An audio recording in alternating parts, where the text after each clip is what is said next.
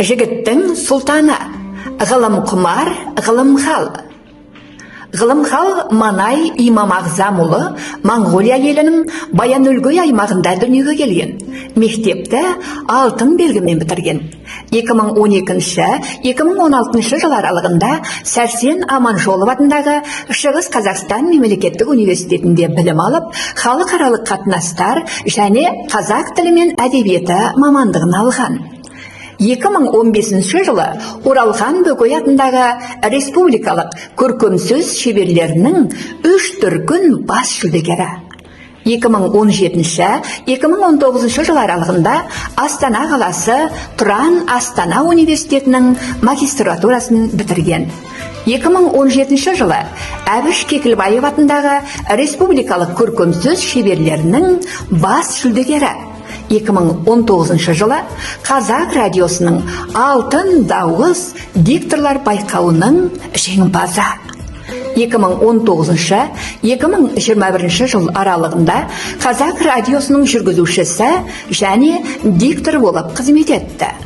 2019 жылы Қазақстан кітапханалары одағының халық құрметі төс белгісінің иегері.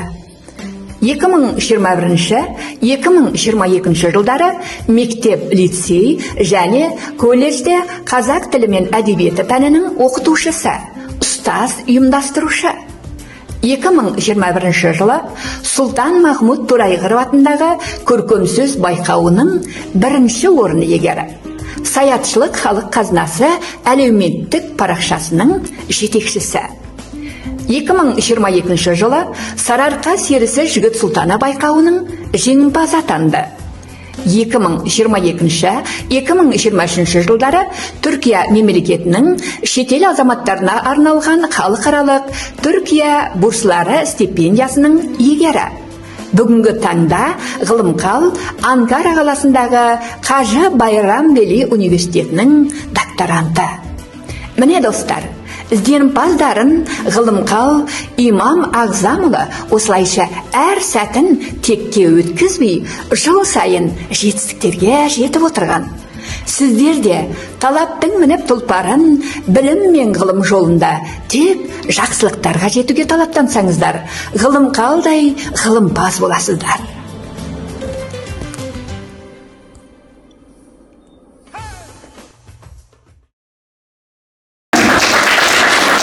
Сонымен ғылымхан Имам Ағзамұлы рухани кездесуге қош келдіңіз дейміз. Өзіңіз білім алып, үлкен жолды бастаған ата мекеніңізге келіп, ерекше қуанышпен шабытқа бөленген сияқтысыз. Сағынып келдіңіз бе, әлде іссапармен келдіңіз бе? Әрине байқап отырсақ, екеуі де бар сияқты. Ендеше?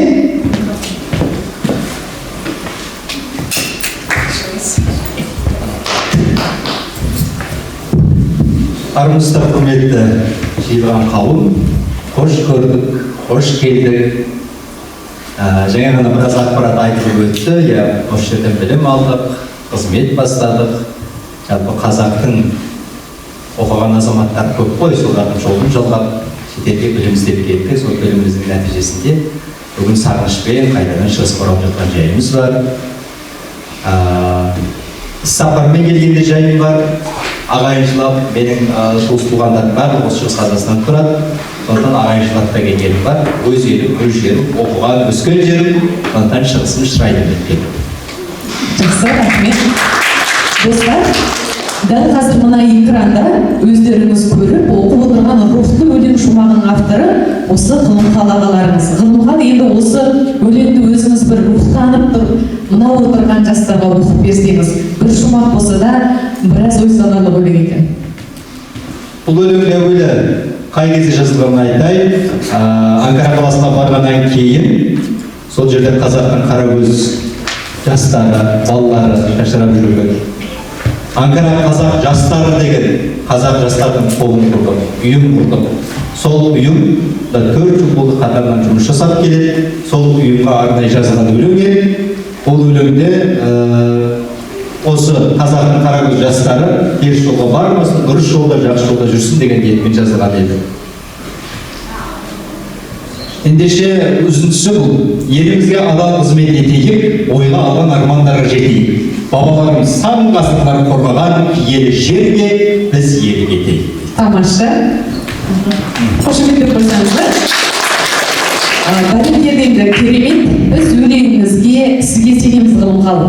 Достар, осы арада айтпағымыз, мейманымыздың саңғырлы қасиетін, тағы бір саңғырлы қасиеттерінің бірі ақындығын көрсетпеді.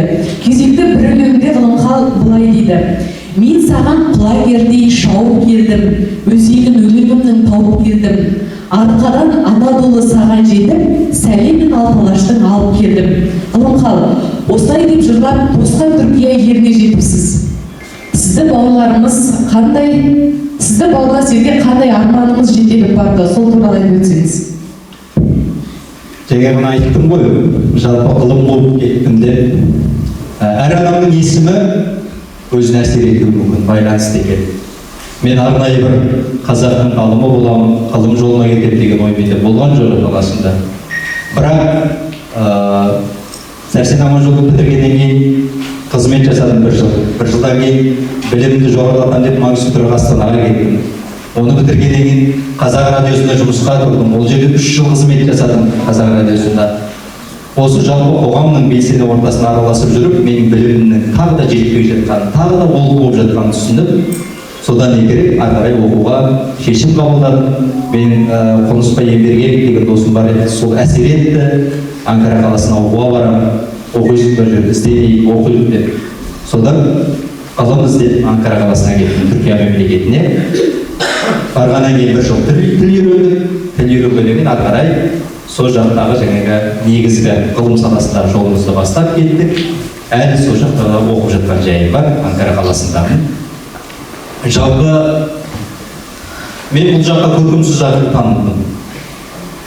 Бірақ дәл қазір әдебиетшімін.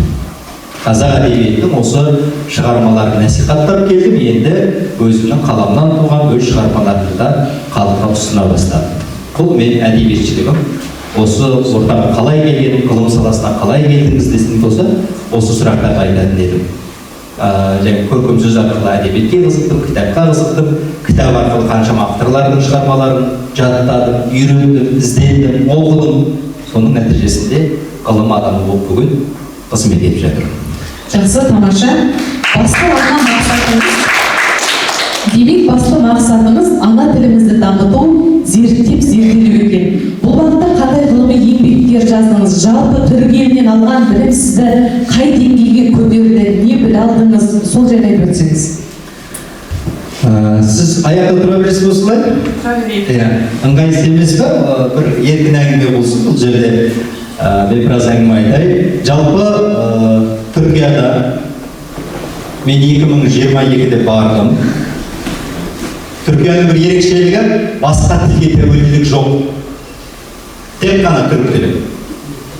Бара қалғанда түркше оқытты. Мына ағылшынның жебір сертификаты бар ғой.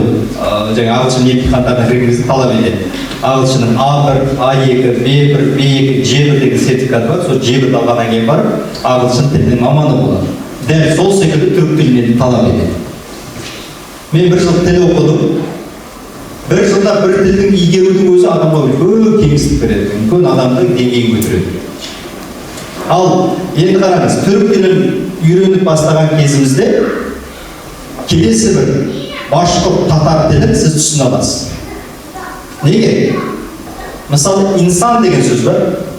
Инсан деген араб тілінде, түрік тілінде бірдей мағына береді. Адам деген сөз. Ал инсан сөзі қазақта жоқ, қазақта адам деп қолданылады. Ал енді башқұрт татар тілінің кейбір әріп сөздері қарагөз дейді, мысалы, қазақтың қарагөз сөзі. Ал оны түріктер түсінбеуі мүмкін. Сол секілді түрік тілі мен қазақ тілінің екеуінің арасындағы башқұрттың тілін түсінесіз, татардың тілін түсінесіз. Ал енді батар ташқұрт әдебиетін оқып отырып, сен Әзербайжанның өзбектің әдебиетін түсінесіз. Бір-бірімен байланысты. Өйткені бұл жерде қазақ халқының шығу тегінде анау сақ құн дегеннен тарайды, содан жалғасып кетеді. Біз бөлек-бөлек ұлт болып кетіп, бірақ бізде әріптік өзгерістер бар. Мысалы, біз жұлдыз дейміз, түріктер йылдыз дейді. Оларда имен айтылады, бізде жымен айтылады. Көрдіңіздер ме? Осы секілді өзге жерде келеді да, мен Анкараға барғаннан кейін бір жылдың ішінде тіл үйрендім, бір үлкен деңгейге көтердім. Екінші жылы Әзербайжан, Қырғыз, өзбек, татар, башқұрт, түркмен, түркі, жалпы түрік дүниесінде ортақ әдебиетті оқытты. Сол кезде менің әдебиетімнің қай деңгейде тұрғанын түсіндім. Мен қазақ әдебиетінің қай жылы роман жарияланды, қандай роман жарияланды, ал башқұрт әдебиеті қай кезде басталды, жазғы әдебиеттің қалыптасуы, дәуір кезеңдер, соның бәрін сол кезде түсіндім. Біздің алғашқы роман Міржақып Дулатұлының «Оян қазақ» деген, Бақытсыз Жамалды жібереді «Оян қазақтың» алдына. Бақытсыз Жамал деген роман болды. Біздің қазақ әдебиетінің алғашқы романы. Бірақ ол кезде әңгіме болды. Бірақ әңгімені роман деп жариялаған. Неге? Өйткені сол кезде бізде 30 жыл бұрын татар, башқұрттың әдебиеті шығып қойған. Қазақ қаласына, Қазан баспасынан шығады, сол кезде былай істейді екен. Біз алаш зиялылары әдебиет жасаймыз деген кезде татар, башқұрт тұрып айтады екен. Қазаннан шығып жатыр ғой, Қазан баспасында. Бізден шығара берсеңіздер іште. Содан не керек? Жоқ, біздің әдебиетіміз болу керек. Әдебиет арқылы біз мәдениетімізді сақтаймыз. Мәдениет арқылы тілді сақтаймыз. Тіл арқылы ұлтты сақтаймыз дейді. Сөйтіп, жан таласып, 30 жылдық татар, башқұрт әдебиетін қуып жету үшін жан таласып, әңгіменің өзін роман деп жариялап, қазақ тілінде ауыз әдебиетінің бәрін жазба әдебиетке айналдырады. Сөйтіп, жан таласып біздің әдебиетімізді сақтап қалды.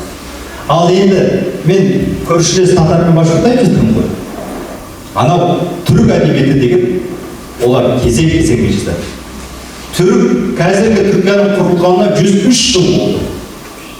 Біз тәуелсіздік алғанымыз онда 30 жыл болды, 30 жыл енді болып отыр. Олар тәуелсіз мемлекет болып өмір сүріп жатқанда 100 жылдан асып кетті, бір ғасырдан асып кетті. Ал оның алдында Осман заманы деген болған, Осман империясы тұрған кезде. Ал одан ары қарай кететін болсақ, Селжук заманы дейді, Селжук империясының өмір сүрген кезде болды. Ал осының барлығын қаттауды сақтау. Қылаяғы біздің ислам дініміздің пайғамбары Мұхаммед саллаллаху алейхи уассаламның Стамбулда шашы, тағы басқа қолданған заттары, біраз нәрселер сақталған. Музей. Анау пайғамбарымызға дейін кетіп қалды. Ал біздікі қайтты. Біздікі жаугершілік заманда атылды, шабылды, қыртылды, ұрылды, айтты, өртеді, жоқ. Құртып жіберді. Біздікі тек ауыз әдебиеті, ауызын тарап келген, тек Ыбырайдан бастап алады, Абай Құнанбаевтан бастап алады. Содан кейін 1910 жылы роман жарияланды, сөйтіп біздің әдебиетіміз елеп өзінің өмірін бастай бастады. Біз қазір де жаман емеспіз, түркі әдебиеттерінің тең қатарлы әдебиет болдық. Бірақ әдебиет іздену керек, жазу керек. Жақсы. Тіл жайлы айтып қалдыңыз. Тіл жайлы сөз қозғадыңыз, жалпы өзіңіздің ана тілім деген өлеңіңізде жүргекте жатып ұғынған, жүректі тербеп бұлқынған, бабамның рухын қастерлеп, келешек үшін ұмтылған ана тіліме сенемін өлеңіңізде осылай деп толғапсыз. Дегенмен бүгінгі ұрпақ дұрыс сөйлемей, ана тіліміздің ажарынан айырып бара жатқанымыз қазіргі кезеңде мұны тұрған біздің болашақ жастарымызға дәл осы тұрғыдан қандай ақыл кеңес айтар едіңіз? Білесіздер, дәл қазірде әлеуметтік желіде шу болып жатқан бір нәрсе бар. Ол мына өзіміздің заң баптарымыздың өзгеру тармағының ішінде мына қазақ тіліндегі мәселе. Басқа жаққа барасың, өз тілі, бір ғана тіл, бір ғана мемлекет ұсынып отыр. Түріктерде мысалы ағылшын тілі, орыс тілі, басқа тілдерге мұқтаж болып отырған жоқ, араб тілдері деген сияқты. Олар тек қана түрік тілін талап етеді. Ал бізде де қазақ тілін талап етеді. Бізде де қазақ тілі өмір сүру керек. Қазақстан деген, қазақ деген елде сол қазақтың өзінің тілі болу керек. Біз әлі күнге дейін екі тілде жалтақтаған ары бері жағымызға қараған ұлт болып келеміз. Қашан өйтіп өмір сүреміз? Әрбір адамның, мысалы, жеке студент оқушылар отырсыздар ғой, әркімнің өзінің жеке телефоны, жеке істеген заттарыңыз бар ғой. Өздеріңіз қолданасыздар, ешкімге бермейсіздер. Біздің тіліміз де сол секілді мемлекеттің өзінің жекеменшік, өзінің тілі, ұлттық болмысы, өзінің тән дүниелері. Оны басқамен айырбастауға, бөлісуге хақылы жоқ. Сондықтан тіл деген өте маңызды.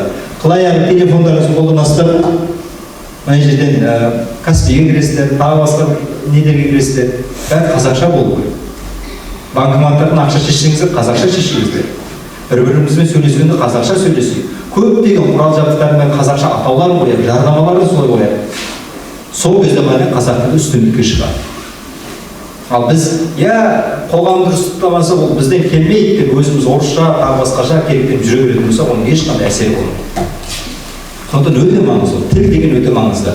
Мына нәрсені айтқым келеді.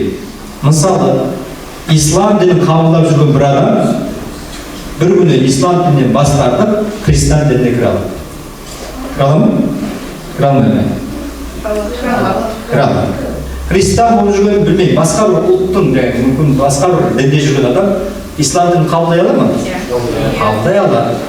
Ол өз еркінде, адамның өзінің несінде. Енді қазақ болып туылдыңдар ғой. Қытай бола аласыңдар ма? Немесе орыс бола аласыңдар ма? Ұлт өзгермейді. Сен орыс болып туылу үшін, сен орыс болып туылуың керек. Сол кезде сен қаның орыс болып жаратылдың ба, ол орыссың. Қазақ болып жаратылдың, қазақсың. Түрік болып жаратылдың ба, түріксің. Оны ұлт деген нәрсені ешқандай өзгерте алмаймыз. Сондықтан ал ұлтты сақтайтын тіл. Тіл мен ұлт екеуі бірге жүреді. Өте маңызды. Өте керемет мысал болды деп ойлаймын. Қошеметтеп қояйық. Балалар, егер сұхбат барысында ағаларыңызға қояр сауалдарыңыз болса, ойлана отырып, қолдарыңызды көтеріп сұрақ қойсаңыздар болады. Жалпы Ғылымхан Имам Ағзамұлы шара барысында көрсеткен бейнесюжетте айтып өткендей, сіз ғылыми жұмыстармен бірге көптеген әдеби байқауларға қатысып, республикалық радиода, теледидарда қызмет етіп, қазақ тілінің өркендетуге алтын даусыңызбен де үлес қостыңыз. Осы арада сіздің мәтіннен тыс даусыңызға да кезек бергіміз келеді. Бүгінгі ұрпақ біз үшін өмірін өкінген тіккен батыр бабалар рухымен санамызды бір серпілтіп алса. Экранға назар аударайық, бұл ұзақ бейнесюжет болатын, қысқартылып ұсынылып отырғанын естен. Мен қазақпын, мың өліп, мың тірілген, жүрегімде таныстым мұң тіліммен, жылағанда жүрегім күн тұтылып, қуанғанда күлкімнен түн түрілген. 1465-1466 жылдары Шу мен Талас өзендерінің алқабында қазақ мемлекетінің негізі қаланып, қазақ хандығы құрылды. Қазақ хандығының құрылуы қазақ халқының тарихында маңызды оқиға. Ұлан байтақ өңірді мекендеген қазақ тайпаларының басын қосып, қазақтың этникалық территориясын біріктіруде шешуші рөл атқарған ол әрине Керей мен Жәнібек.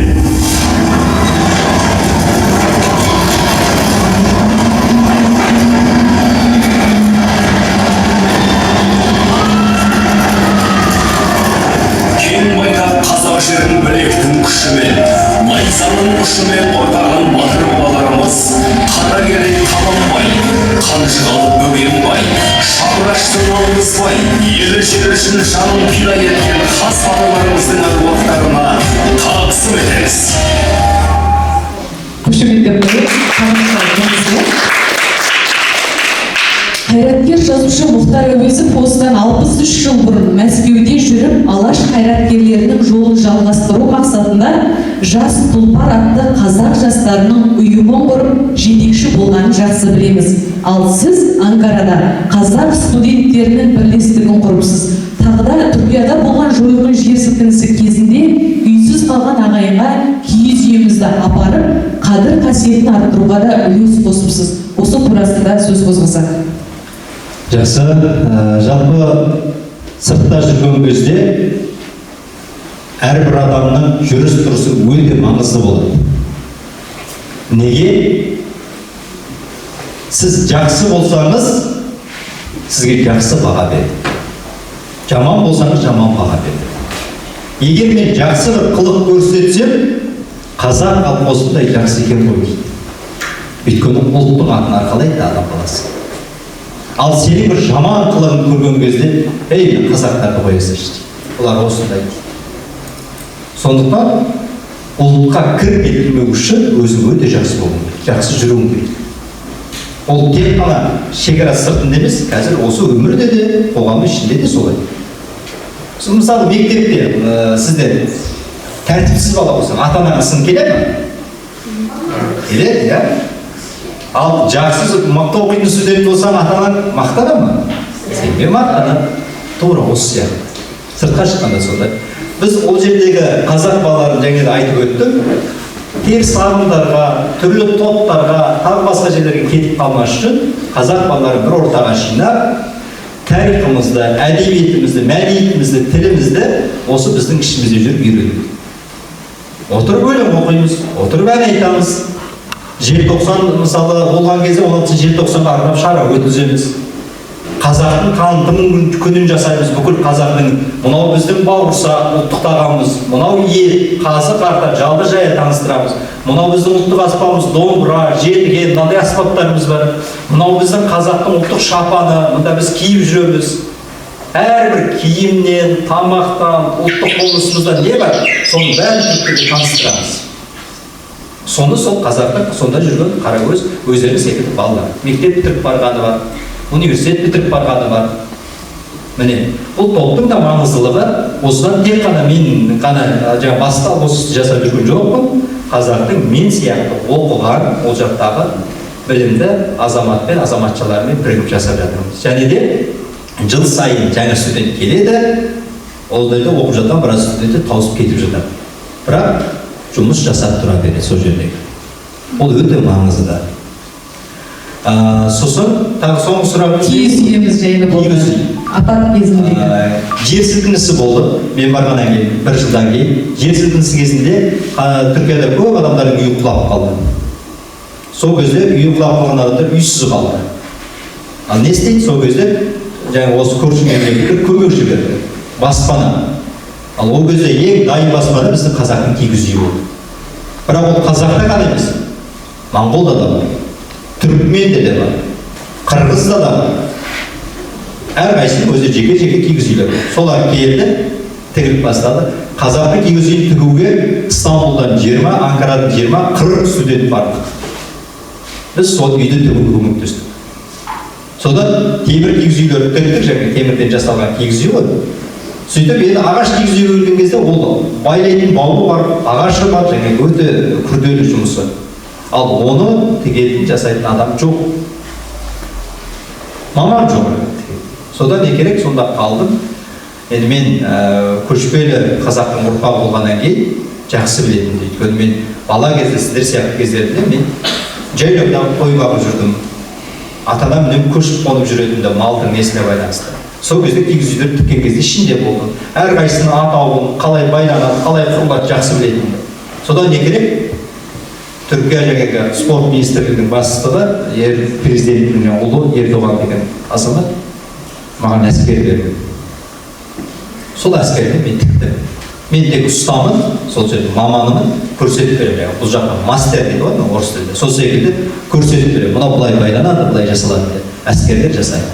Сөйтіп бір айда сол жаққа қырғыз, қазақ, түркмен чатырларын бәрін тігіп, адамдарды орналастырдық. Сол кезде мынандай бір нәрсе, мен ата-анама рахмет айттым. Солды үйреніп алғаныма, біліп алғаныма, мен осыны істе, ертең осындай болады деп үйреткен жоқ. Өмір ғой, ішінде жүргенде игерген. Ал бірақ ол сыртқа шыққанда маған көп пайдасын берді. Мен қуандым. Неге? Қазақ халқының абыройын сақтады. Өздері жасаған, өздері әкелген дүниесін өздері тіге алмаса, өздері құрай алмаса, ұят емес бұл. Сондықтан бұл жерде өте маңызды екен. Сонда әрбір нәрсе өте маңызды екен. Міне, содан бері айтып жүрген. Өте тамаша. Ұлттық тағамдар деп қалдық, иә? Ұлттық тағамдарды зерттеуге де сіз ден қойыпсыз. Қазіргі таңда әсіресе жастар ағзаға және ақыл-ой дамуына өте зиян тағамдарға әуестеніп, денсаулық деңгейі төмендеп кеткен кезеңде ұлттық тағамдарды және олардың қасиеті туралы насихаттау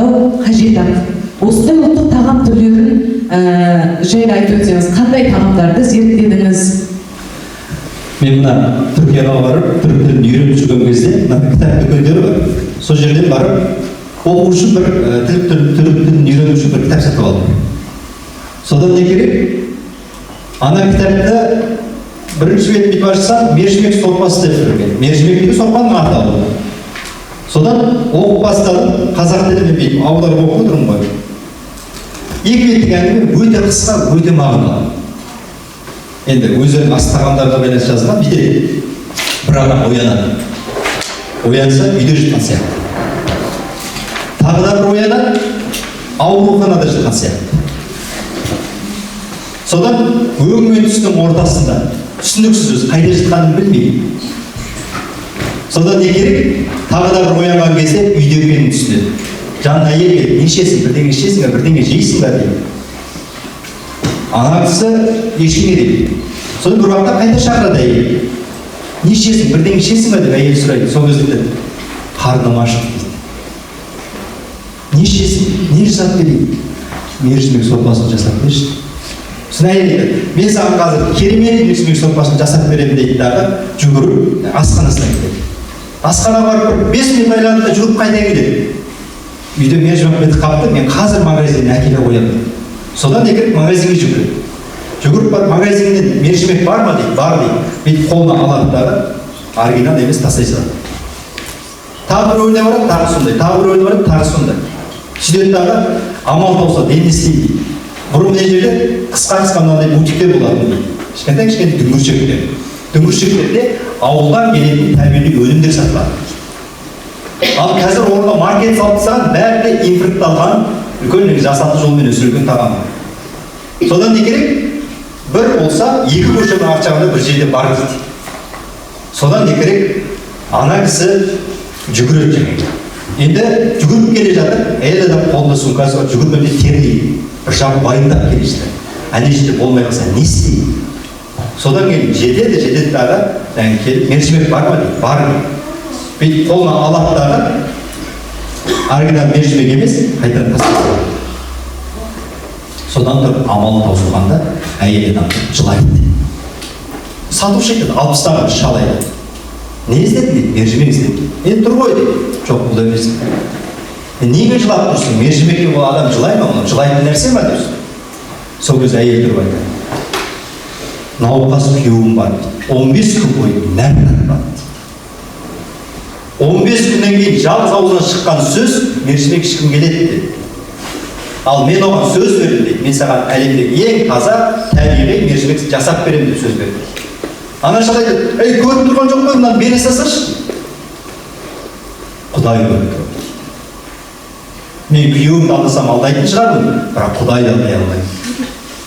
Сол кезде ана жер сатушы тұрып айтады. Ар жағынан кіріп кетеді, бір торба мержімекке кіріп береді. Мә, мұны таза табиғи ауылдан келген мержімек осымен жасап берді. Анау жаңағы сумкасынан ақша алып шығарып бермей жатқан кезде тоқтады. Ақша керек емес. Сенің осы Құдайдан қорыққаныңа, күйеуіңе адал болғаның үшін мен мына мержімекті саған тегін беремін. Науқасы жазылып кетсін. Ана кісі алаттағы үйіне қарай жүрді. Енді шағын әңгіме ұлттық тағамы насихаттап тұр. Қылаяқ бір мержімектің өзін қандай әдемі жазып қойған. Мен оқып алдым да айттым, мынаны жазған адам бар ма екен? Қарасам, осыма шепкі сойды. Содан іздестірсек, Евразия жазушылар үйінде ол кісі әлі жұмыс жасайды екен, 70-ге келген шал. Мен іздеп бардым, келесі апта кітап күні болады деді, келесі аптада бардым, кітабына қол қойып берді, сөйтіп мен бір шығарма ол автордың алдына барды. Енді қараңыздар, осы секілді қазақтың көптеген дүниелерін жазуымыз керек. Аштық кезінде анау жаңағы білесің бе, құрғақ кепкен құрт лақтырып, біраз адамның аштан құтқарып аман қалатыны. Бізде бұрын жаугершілік заманда көптеген ұлттық тағамдарымызды өте әдемі сақтап қалғанбыз. Бірақ әлі насихатталмай жатыр, жетпей жатыр. Адамдар қазір мал союды, оның мүшелері қалай аталады, ет табақтар қалай тартылады, жіліктің атаулары, оны білмейді. Оның сыртында сүт тағамдары бөлек, нан тағамдары бөлек. Мысалы, нан тағамдарына байланысты айтайын. Мына жерде қалбатауды білесіздер ғой? Жарма деп аталады қалбатау. Содан 60-шы жылдары Сәбит Мұқановтың тапқан еңбектері бар. Сол кезде орыстың, Белорусияның тағы басқа шыршақтардан келіп, зерттеу жасаған кезде, андай қазба нелердің ішінен не шыққан мына? Диірмен шыққан дейді, үгітетін бидай, еще бидай дәнектері шыққан. Сол кезде нан тағамдарын игерген олар. Енді олар зерттеушілер айтады, бұл бізден 3000 жыл бұрынғы дүние. Енді соны қараңыздар, ата-бабаларымыз 3000 жыл бұрын арпа бидайдың бәрін үгітіп, нан қылып, ұн жасап, тағам жасап. Арпа бидай ас екен, алтын, күміс тас екен. Ол да тас сияқты қазып алынады ол жерде. Міне, енді қазір мысалы Әбіш Кекілбаевтың Үркер романы бар. Ол жерде қазақтың қымыз ұстағанын айтады. Мысалы, қымыз жылқының жасына байланысты айтады. Ең бірінші сау болған жылқыдан, биеден сау болған сүтті не дейді? Саумал дейді. Ал саумалдан кейін аштықсын қойып, аштық қойғанда не болады? Қымыз болады, бәрін қымыз деп атаймыз, бірақ ол бөлінеді. Егер алғаш ашқан қымызды, мысалы, жуас қымыз дейді. Неге жуас қымыз дейді? Өйткені жылқыны қолға үйреткен кезде адамға үйренген жылқыны жуас жылқы дейді. Ал асау жылқы болса оны мінгізбейді. Ол асау қымыз болса мүмкін іше алмайтын шығарсыз деген сияқты. Жуас қымыз жылқының жасына байланысты айтты. Енді 2 күн тұрған қымызды не дейді? Құнан қымыз дейді. Жылқының 2 жасарын айтты, 3 жасарын айтты, 2-3 күн сақталған қымызды. Тағы да ашықты болса не дейді? 4 күн 5 күн сақталған қымыз дейді? Дөнен қымыз дейді. Жылқының 4 жастағысын дөнен дейді. Ашты шақырмақ қымыз не дейді? 5 қымыз дейді. Өйткені ашты. Жылқының 5 жастағы жылқының атымен асады. Көрдіңіз бе? Бір-бірімен байланысты. Ал біз қараймыз қазір қымыз дейміз. Қымыздың өзінің сары қымыз дейді, уыз қымыз дейді, бал қымыз дейді. Оның барлығы мезгілге байланысты болады мысалы. Уыз қымыз қай кезде болады? Көбінесе 5-ші айда жылқы неткеннен кейін, көкке тойғаннан кейін ұстап сауған кездегі әдемі сүті қою, шөптің құнары бар, сол кезде айтады. Одан ары қарай сары қымыз деп нағыз шөптің піскен уақытында жайлаудағы қымызды айтып отыр. Сөйтіп ары қарай жалғасып кете береді. Сонда әрбір сусынымыздан тартып, ұнымыздан болсын, етімізден болсын, әрқайсында біз игермеген көптеген дүние бар. Оны қоғамдық неге қайтадан әкелуіміз керек, білуіміз керек. Бір кісілерге кеше тағы сұрақ қойдым. Қарта деген не деп? Қарта не? Айтыңыздар. Жылқының іші қарын аударып жасайды. Қазы қандай? Қазы ол екеуінің шегінде айырмашылық бар ма? Бір шек па, бөлек-бөлек шек бар? Бөлек-бөлек шек, иә? Бірақ екеуін бірге аса ма, бөлек аса ма? бірге аса. Қазы қарта, жалы жая, иә? Сосын басымен бірге қандай асып бірге асады? Жан басты бірге асады дағы. Мойынды жеке аса ма? Өйткені басымен бірге жүреді, иә? Кеше бір кісілер айтқаны бар, қарта қазының досы бірге жүреді деген.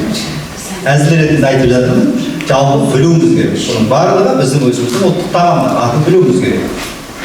Сосын бұл ғылымда зерттелу керек, жазылу керек. Сол кезде ол біздің қазақтың өзінің әдебиетінде, кітаптарында сақталып қалады, мәдениетінде сақталып қалады. Біліп жүресіздер. Недерде ондай не жоқ?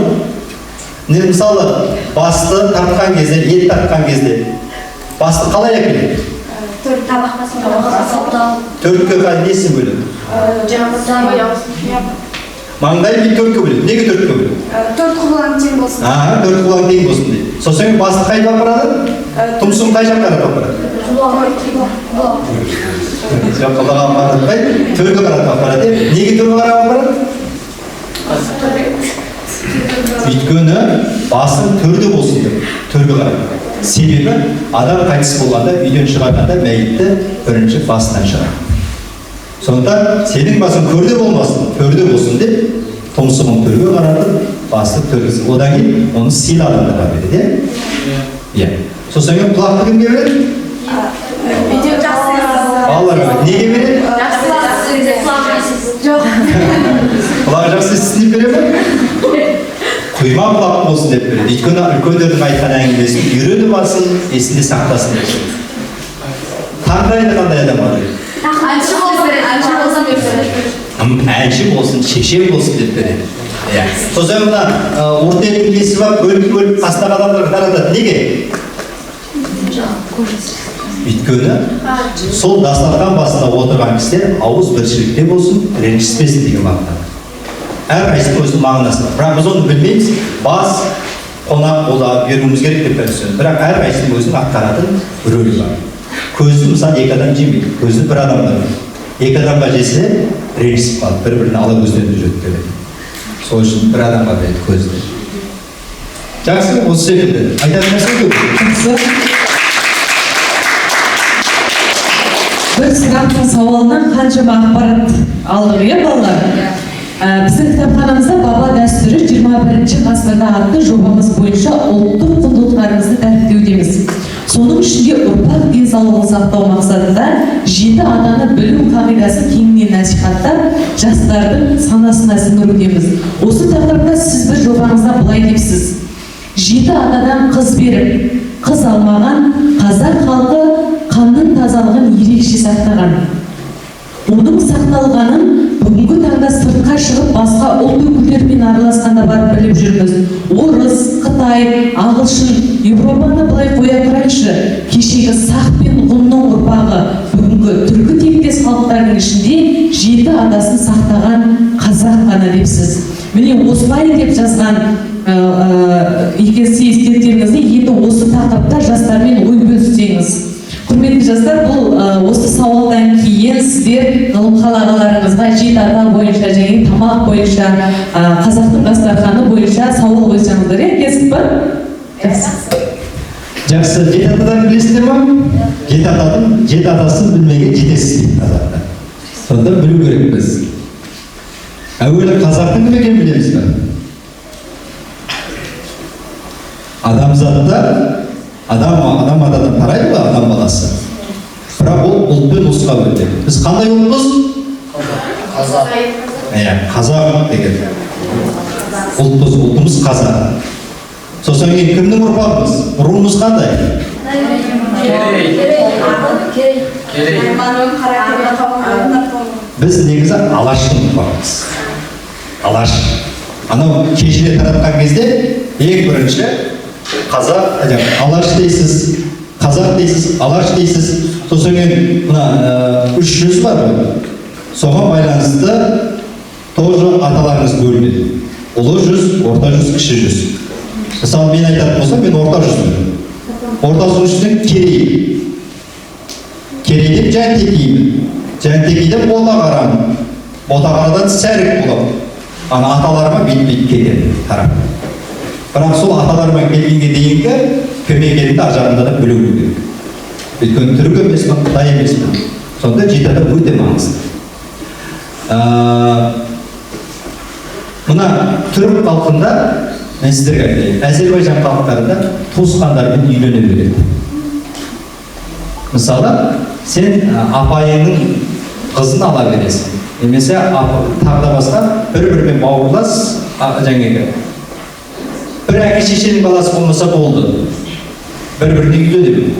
Ал қазақта ондай жоқ. Қазақта 7 атаға дейін сақтай, қыз алмай, қыз бермей. Ал соның арқасында қазақ халқының қаны, болмысы, сап таза.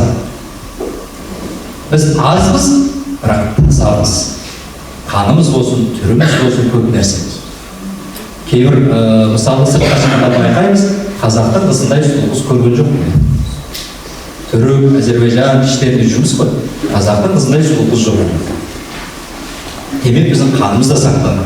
Сосын кейін тектілер, мысалы, үлкенге құрмет көрсету, ізет көрсету, дастарханға келген кезде үлкен тамақ алмайынша бастамау, тұрып кеткенде бетімізді сипап тұруымыз, мысалы. Қазір Европадан кеткен кейбір мемлекеттерде келеді да тұрады да кете береді. Бісмілләсі жоқ, дәрет алмай, қолбасын жумай. Ол адамның бойына әсер етеді. Неге даладағы хайуанды біз текті деп айтамыз? Өйткені ол шөптің тазасы, судың тазасы үшін таза жерде жүреді. Сондықтан ол текті. Ал қазақ халқында сондай бісміллә аузында бәр нәрсесін дәретпен, бәрін дұрыс істейтін болса, текті болды сол. Жылқыға теңейтін сол, қыран бүркітке теңейтін сол қазақ. Өйткені сондай тектілік бар.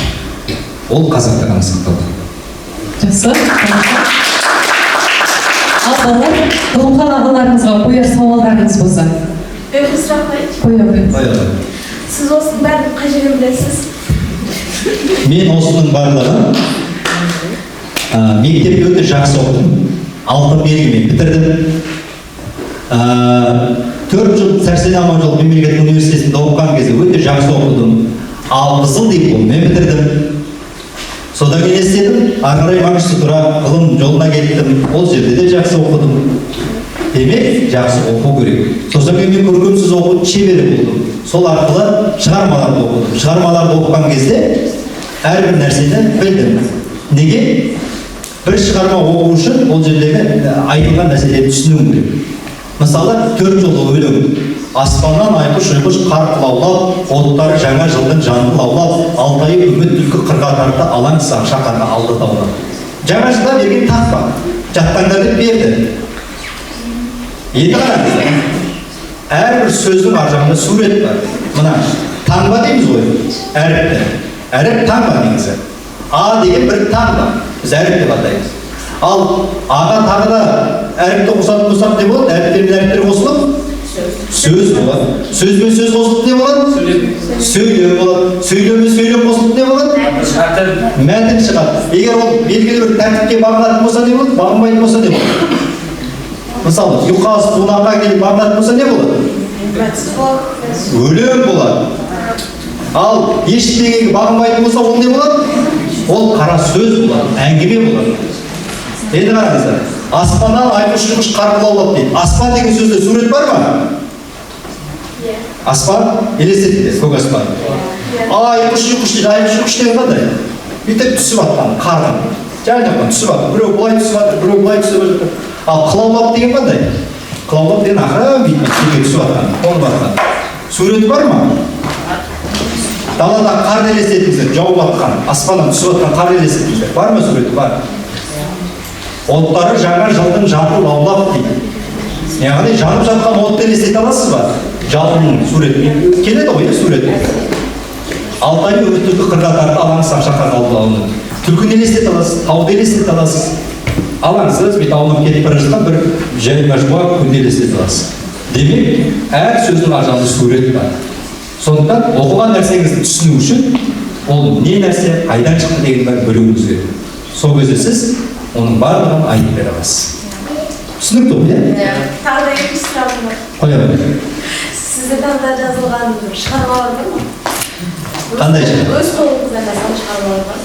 Бар, жазған өлеңдерім бар, жазған мәтіндерім бар. Кім екенімді жаздым, қазақ халқы жайлы жаздым, тіл жайлы жаздым, ұлт жайлы жаздым. Олардың барлығы белгілі бір уақытта бұл жаңа кітапханадағы кітаптар секілді сөреде тұратын кез болады. Өз уақытымен келеді, бірақ қазір жазып жүрміз, айтып жүрміз, соны сақтап жүрміз. Айта барыңыз. Болашаққа, келешек ұрпаққа, яғни біздерге қандай ақылыңызды айтасыз? Келешек ұрпаққа ең бірінші айтатыным жақсы оқу керек та, жақсы маман болу керек. Сосын кейін ең маңыздысы тіл, ұлт, сосын кейін мына өзіміздің дәстүр мәдениетімізді жақсы игеру керексің. Сен қазақ қызы болып тұрып, шетелге тағы басқа жаққа шығып тұрғанда қазақтың болмысын көрсетіп беру керек. Киімінен тартып, тамағынан тартып, мәдениетінен тартып, өнерінен тартып, бәрін сен түсіндіріп беретін қандай болу керек. Мысалы, көп кейбір адамдар білмейді. Кейбір нәрсені білмейді, атауын білмейді, қалай жасалуын білмейді. Ал біз оны білуіміз керек. Өйткені ол біздің ұлттық кодымыз.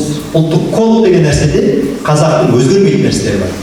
Мына технология мысалы қараңыздар, мына экран, мына тұрған колонка білмеймін, көп нәрселер, бәлкім мына тұрған стакан болсын, оның бәрі өзгере ма? Өзгере береді. Оны жасала береді, оның технологиялары бар.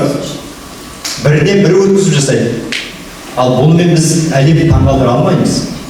Өйткені ол әлемде бәрі экономика, технология бәрі бірде дамып, бірде түсіп жүріп отыр. Ал онымен ерекше емеспіз. Біз қандай нәрсемен ерекше? Біз тілімізбен ерекшеміз. Біз тілімізбен ерекшеміз. Біз мына қазақ биімен ерекшеміз. Қазақ биі кімде бар басқа? Түріктікі бөлек, қырғыздікі бөлек мысалы. Өзінің домбыра кімде бар? Ешкімде жоқ қой, қазақтікі ғой. Ол міне қазақтың өзінің ұлттық аспабы.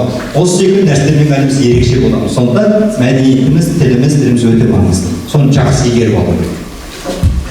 Жақсы. Қоя ғой. Қазіргі жастарға қарап қынжылатын сәттеріңіз болды ма? Болды. Өйткені неге? Қазір бәріміз тиктокқа кіресіздер, ата-аналарымыз тиктокқа кіресіздер. Сосын кітап қарамайсыздар, оқымайсыздар, жаттамайсыздар. Мына өлең жаттау адамның есте сақтау қабілетін жақсартады. Өлең жаттамаймыз мысалы. Кітап оқымаймыз. Кітап оқысаңыз, осы ақпараттардың бәрін білесіз. Сізде бар ғой. Ал оқымаған адамдар ештеңе жоқ. Мына адамның басы компьютердің флешкасы сияқты. Егер сіз көп оқып, көп ақпарат жинасаңыз, мынада бар ақпараттар тұрады. Сізге керекті кезде бүйтіп ашып келеді. Ал оқымасаңыз, жабық. Сол бүтін күйінде тұрады. Басы сырты бас, іші бос болады.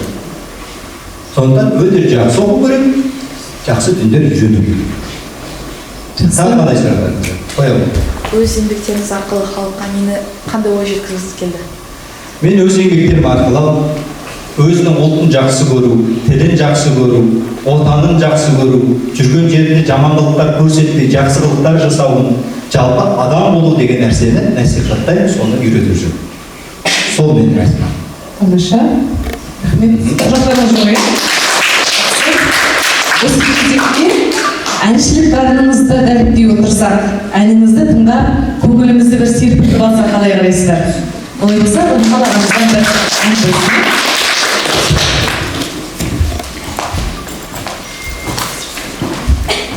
Тұрып айтып берейін сіздерге. Найзағай көңіл деген ән. Жүрегім сонша жауынсыз баян тұнжырап келді.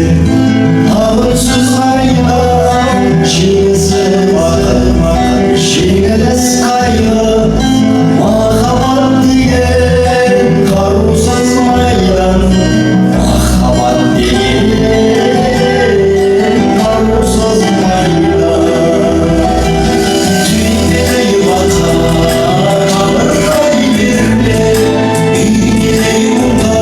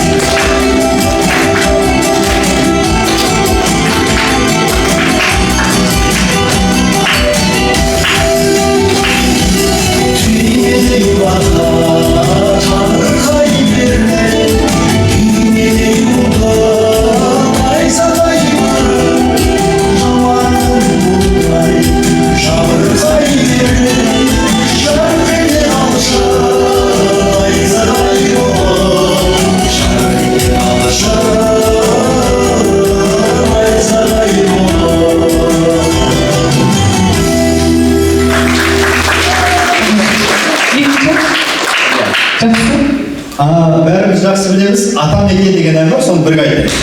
Жақсы. Сөзін білесіздер ғой? Ата мекен. Қоса беріңіз. Балалар орнымыздан тұрып, бұл сөзді айтайық.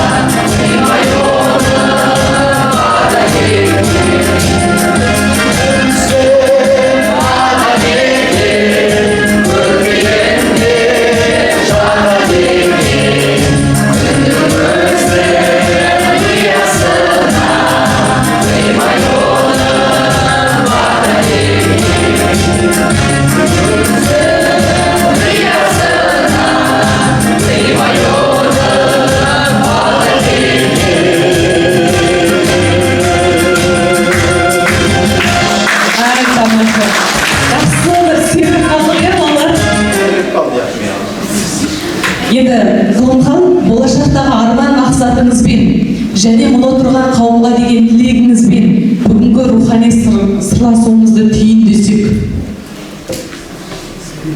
Біраз нәрсе айтылды, негізі бағанадан жалпы оқушыларға байланысты біраз нәрсені әдейі айттым. Енді бұл жерде қазақтың болашақ үміттері болды, жастары болды. Сіздер дәл қазір оқушысыздар болды, бірақ ертең студент боласыздар, одан кейін бір маман иесі боласыздар, одан кейін қоғамның белгілі бір қызметін атқаратын адам боласыздар. Сонда бірінші адам болу үшін әу баста сабақтарыңды жақсы оқып, ата-аналарың жаманат кіріп келтірмей, жақсы бір адам болып қалыптасуларың керек. Бұл өте маңызды. Тілімізді, ділімізді, салтымызды, мәдениетімізді жақсы игеруіміз керек. Шетелге шыққыларың келе ме? Кім қайдан оқысы керек? Армандадыңдар ма? Мен сол жерден оқысам ғой. Кім болғыларың керек? Архитектор, дизайнер болғым. Архитектор болғысы келеді. Тағы қандай? Заңгер, айтыскер болғысы келеді. Робототехника. Тағы басқа қандай мамандық бар? Дәрігер. Дәрігер, тағы басқа. Мұғалім. Мұғалім, міне, оның барлығы арман. Неге? Адам бірінші армандау керек. Сол арманға жету барысында талаптану керек, іздену керек, оқу керек. Дәрігер болу үшін бүгіннен бастап сол дәрігерге байланысты дүниеге адам жақын болу керек. Мысалы мен осы әдебиетші боламын деп, осы ақындық жолға келемін деп, кішкентай кездерден өлең жаттадым, конкурстарға қатыстым, мамандығымды қазақ әдебиетін таңдадым. Одан кейін таңдағаннан кейін ары қарай ақын жазушылардың конкурстарына қатысқанда шығармаларын оқыдым, үйрендім, жаттадым, іздедім. Соның арқасында бүгін алдарыңда Ғылымтал Манайұлы болып отыр. Ал егер оның бәрін жасамаса, мен ешкім емеспін. Адам несімен ерекшеленеді? Ақыл есімен ерекшеленеді. Сондықтан басқа жаратылыс иесінен адамның ерекшелігі өте жоғары. Сондықтан оқуымыз керек, үйренуіміз керек, ізденуіміз керек. Осы нәрсені айтқым келеді. Сосын жалпы қазақ халқына өзіміздің тілімізді, мәдениетімізді жақсы игеріп, жақсы ұстануымыз керек. Кейбір ұмыт болған дүниелерімізді қайтадан бетіне шығаруымыз керек, қағаз бетінен алып, қоғамда қолдануымыз керек. Мысалы, мына киімді бір наурызда ғана киіп жүрсек, қазір күнделікті өмірге киеміз ғой. Сол сияқты. Сосын қазақ халқының өзінің ұлттық брендін қолданыңыздар. Мысалы, бір аяқ киім тікті дейік. Қазақ азамат тіккен болса, соны қолданыңыздар. Өйткені ол қазақтың экономикасын көтерді. Қазақтың өнімін жасап жатыр. Бір-бірімізге сөйтіп қолдау білдіру арқылы қазақ өзінің үлкен зауыттар салып, үлкен дүниелер жасап, әлемдік деңгейге шығу керек. Өзімізді өзіміз қамтамасыз етуіміз керек. Мысалы, Түркияда бір өңірінде апельсин, білмеймін, мандарин, тағы басқа бір жеміс-жидек бірдеңелер пісіп жатса, тағы бір жеріне барсам, туристік бағытта бірдеңелер жасап жатыр. Тағы бір жеріне баратын болсам, киім тігіп жатыр. Мысалы, Бурса деген қала толығымен балалардың киімін тігеді. Бүкіл Түркиядан келетін киімнің барлығы Бурса қаласынан келеді. Ал Каппадокия деген жер бар, шарш бар. Бизнес, әуеге шарш береді. Сол жерде болып жатыр. Анталияға барасыз, теңізге түсесіз. Мерсинға барасыз, ол жерде толығымен таудың қойнауы толған дегенге мандарин өсіп тұр. Апельсин барсаң, қысы жазы ыстап өсіп тұр мысалы. Әрбір жерінде әрбір нәрсе сөйтіп жасалу керек. Біздің Қазақстанда солай болу керек. Мысалы, Астанада бір нәрсе жасалып жатса, Алматыда бір нәрсе, Өскеменде бір нәрсе, тағы басқа бір жерде сөйтіп біз дамуымыз керек. Сол кезде үлкен әлемдік деңгейге шығамыз. Ал оны жасайтын өзіміз, қазақ халқы. Осылай айтып Олай болса, кітапханамыздың директорының орынбасары Жанат Мұхитқызына бір ауыз сөз берсек.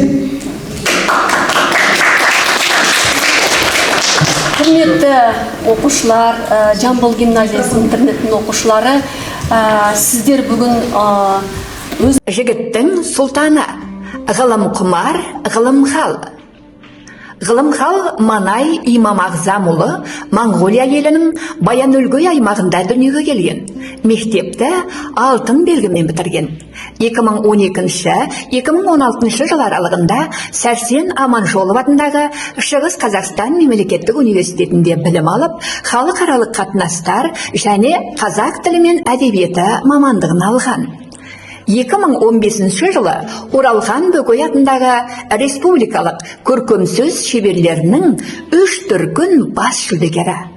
2017-2019 жыл аралығында Астана қаласы Тұран Астана университетінің магистратурасын бітірген. 2017 жылы Әбіш Кекілбаев атындағы республикалық көркем сөз шеберлерінің бас жүлдегері. 2019 жылы Қазақ радиосының Алтын дауыс дикторлар байқауының жеңімпазы. 2019-2021 жыл аралығында Қазақ радиосының жүргізушісі және диктор болып қызмет етті. 2019 жылы Қазақстан кітапханалары одағының халық құрметі төс белгісінің иегері. 2021-2022 жылдары мектеп, лицей және колледжде қазақ тілі мен әдебиеті пәнінің оқытушысы, ұстаз ұйымдастырушы. 2021 жылы Сұлтан Махмұд Торайғыров атындағы көркем сөз байқауының бірінші орын иегері. Саятшылық халық қазынасы әлеуметтік парақшасының жетекшісі.